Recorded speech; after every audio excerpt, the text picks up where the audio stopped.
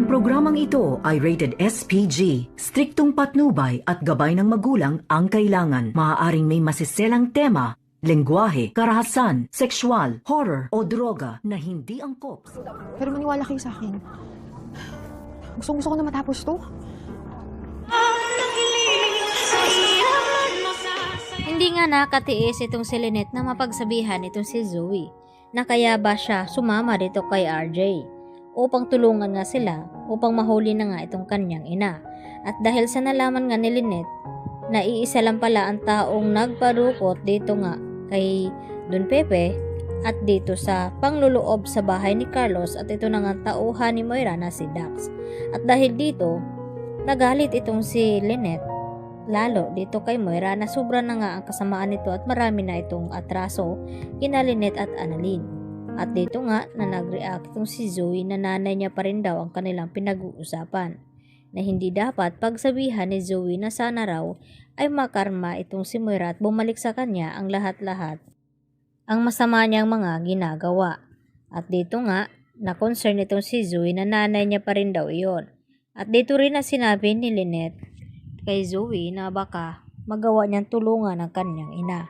At dito rin na sumagot itong si Zoe na gusto na daw niyang matapos ito dahil pagod na nga itong si Zoe at gusto na nga din niya na mahuli itong si Moira. Samantala, nang makabalik na nga sila sa Nagoya Hotel ay dito naman na kinuha ni Zoe ang kanyang cellphone at tinawagan ng kanyang ina. At nag-aalala itong si Zoe dahil nalaman niya na may sakit ngayon itong kanyang ina na parang may infeksyon. At dito nga na sinabi ni Zoe na hintayin daw siya at makipagkita sa kanya. At hindi alam ni Zoe na nandun na nga sa kanyang likuran itong si Doc Lyndon Javier habang nakikinig sa pinag-usapan ni Zoe at itong si Moira. At dito sinabi ni Doc Lyndon na dapat ay malalaman ito ni RJ nang sa ganon ay mapigilan ang pakikipagkita dito ni Zoe dito nga kay Moira. At dito naman nagulat si Zoe sa ibinalita din ni Moira kinaumagahan na okay na daw itong kanyang bagong identity at passport at makakaalis na nga siya dito sa Japan. At tila nalungkot itong si Zoe at sinabi na baka pwede silang magkita nang sa ganon isa katuparan na nga ang pag-sit up dito ni Zoe kay Moira nang sa ganon ay mahuli na nga siya ng mga pulis. At pa rin itong kanyang ipinangako dito ina Lynette at Annalyn na tumulong siya sa paghahanap na mahuli itong si Moira na sa ganon ay magiging malinis itong sarili ni Zoe sa mga hinala dito ni Giselle at lalong-lalo na dito kay RJ. Kaya isa lang mga tanging niyang paraan kundi ipagkanulo na nga itong si Moira dito kina Lynette at RJ kung nasaan nga ito bago pa man ito makakatakas. At napag-alaman din dito ni Lynette na piki pala itong identity na pinagawa ni Moira at ito nga passport.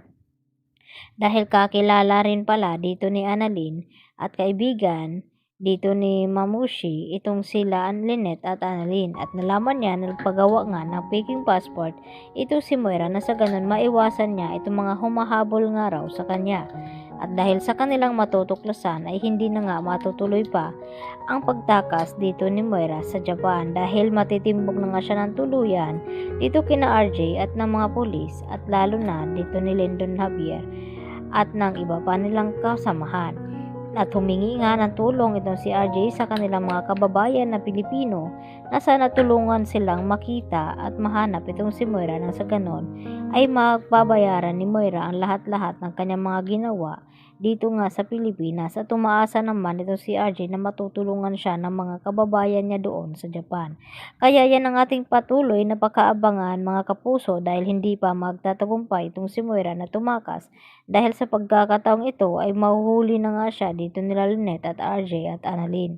At lalo pa na porsigido na nga pagbayaran dito ni Moira ang kanyang makasalanan dahil hindi daw niya bibigyan ng happy ever after na magiging masaya itong sina Lynette at RJ. Kaya gusto na lamang niya tapusin ito, total nagkaalaman na rin lamang ay dito na niya isasagawa ang kanyang plano. Kaya yan naman ang ating pagkatutukan maya-maya ng konti mga kapuso. Dito lamang yan sa abot kamay na pangarap. Yan lang po at marami pong salamat ulit sa inyong pananatiling panonood dito sa aking munting channel at huwag niyo po sanang kalimutan i-like at i-subscribe ito.